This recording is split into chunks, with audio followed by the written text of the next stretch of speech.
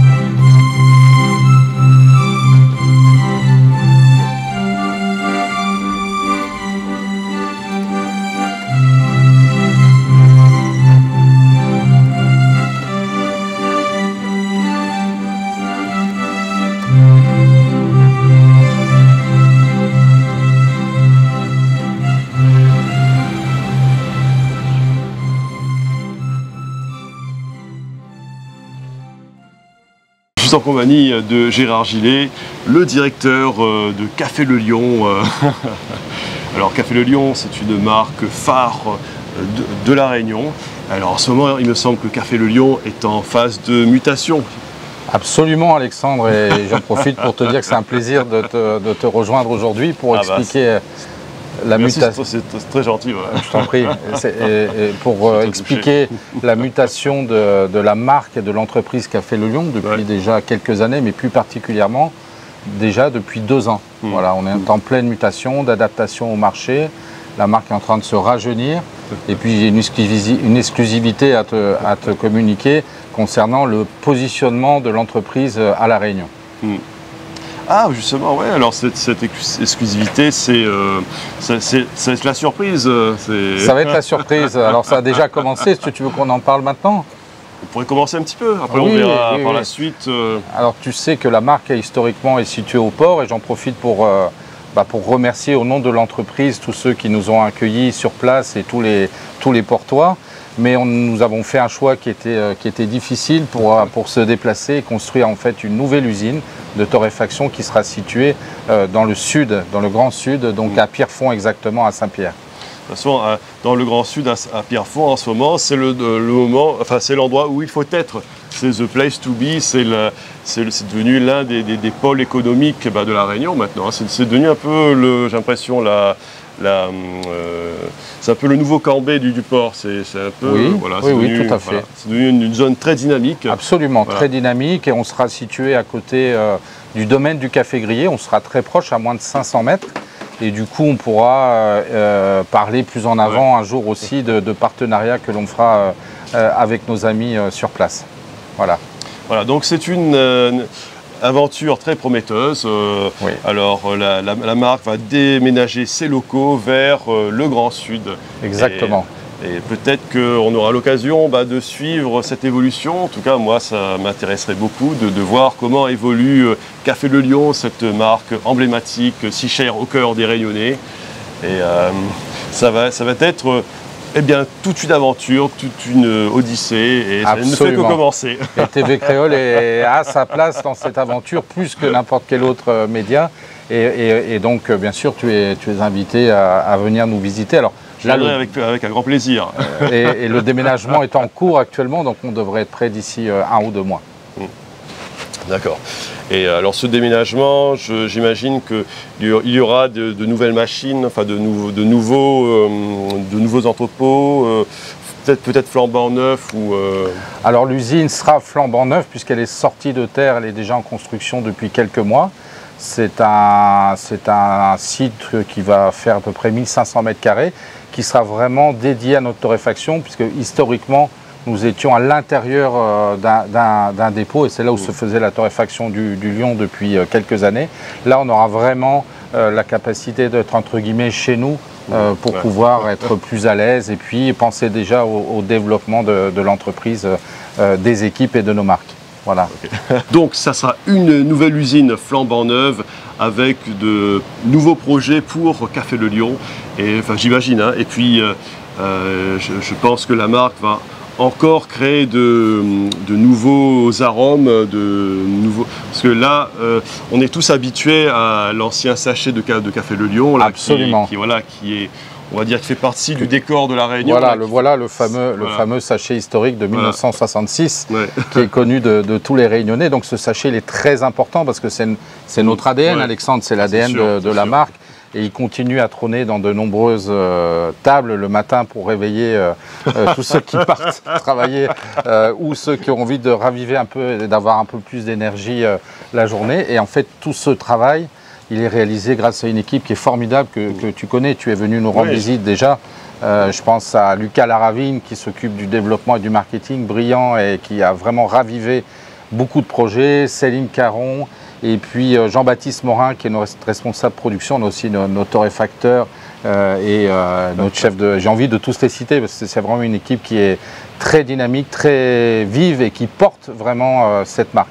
Et donc, le travail qu'on fait depuis 2 ans, si tu veux, c'est d'essayer de garder la tradition et de projeter cette marque vers l'avenir, vers le futur à travers l'innovation, mais en gardant conscience de nos origines, enfin de l'origine de la marque. C'est très important.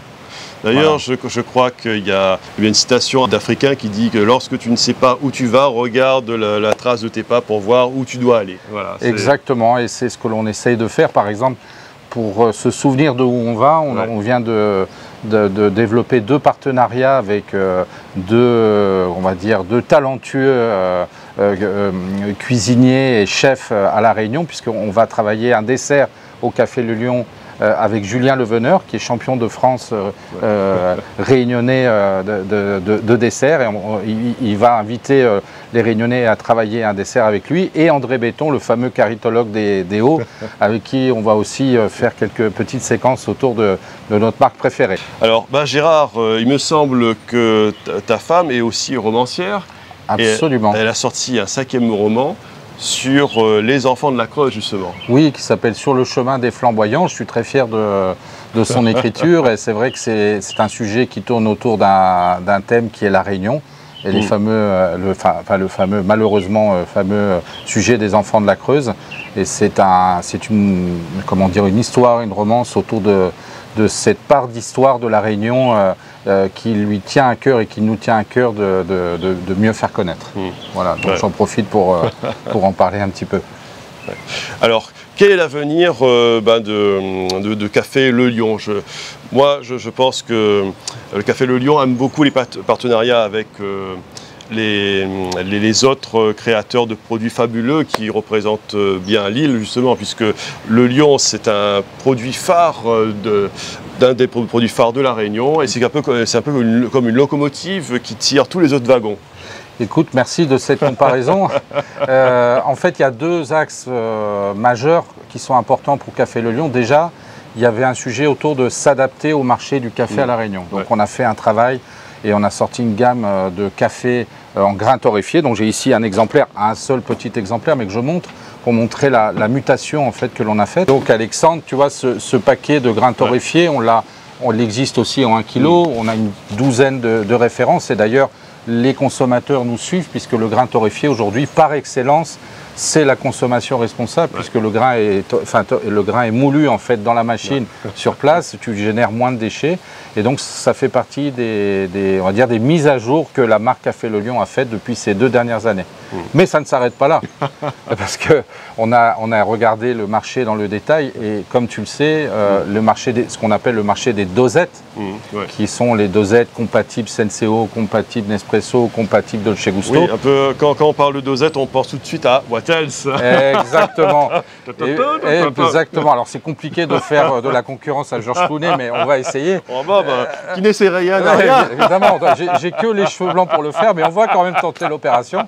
Et en fait, on a créé toute une gamme de dosettes en fait compatibles Dolce Gusto. Alors, et puis surtout que je te présente là, tu vois, ça c'est une nouvelle gamme qui plaît beaucoup et qui a eu Cappuccino, qui a plu beaucoup aux consommateurs réunionnais. Pourquoi elle a beaucoup plu? D'abord parce que c'est une gamme jeune. Ouais. On a, comme tu as remarqué, on a changé les couleurs, c'est très vif, il y a beaucoup de couleurs, donc on est sorti un peu justement de la tradition dont je parlais pour aller présenter une gamme colorée, sympathique, où il n'y a pas que du café. D'ailleurs, il y a du café évidemment qui est le parfum leader, mais il y a du cappuccino, il y a du thé, il y a du café au ginseng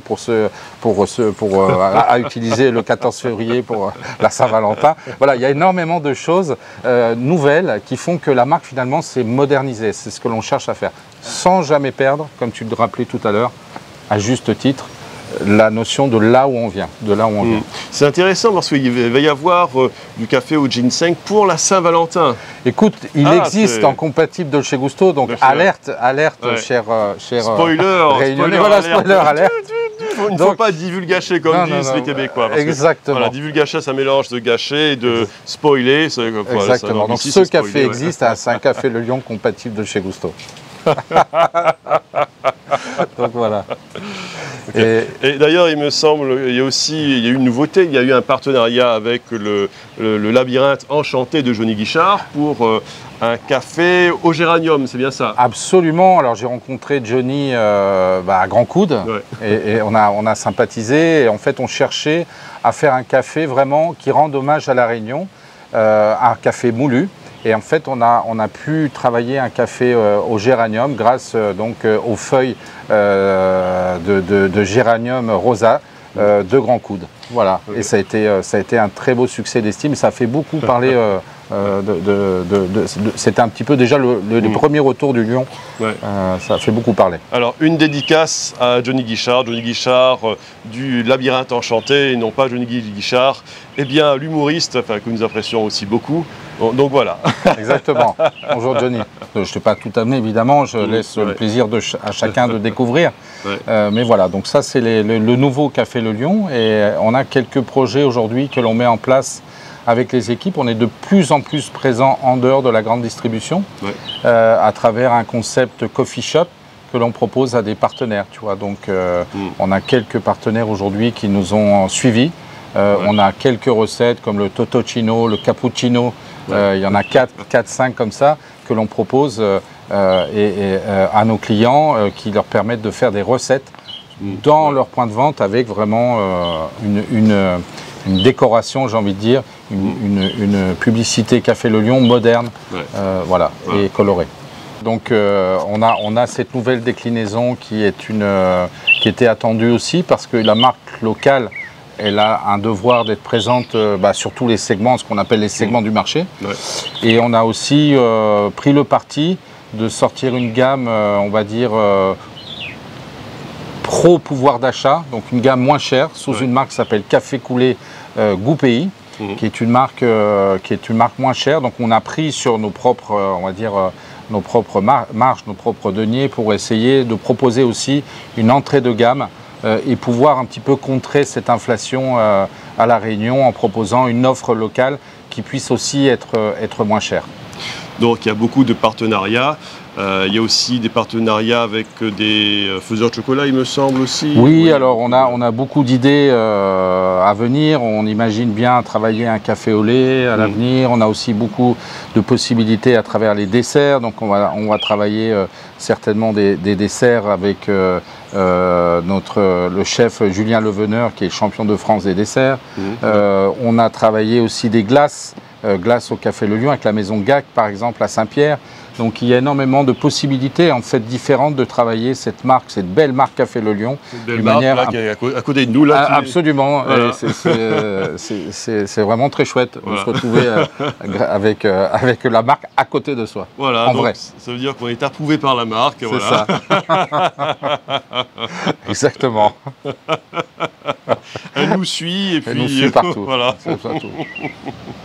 Ouais. C'est vrai que le Lion, c'est une marque qui est forte. Et Oui. à la base, tu m'avais raconté que c'était la ville de Lyon, en fait. Au départ, c'était la ville de Lyon, mais puis après, ça a glissé vers l'animal le lion. Exactement. Donc, c'est une marque qui date depuis 1966. D'ailleurs, ça correspond un peu aux années d'industrialisation de l'île, hein, de la création des filières à partir des années 50-55.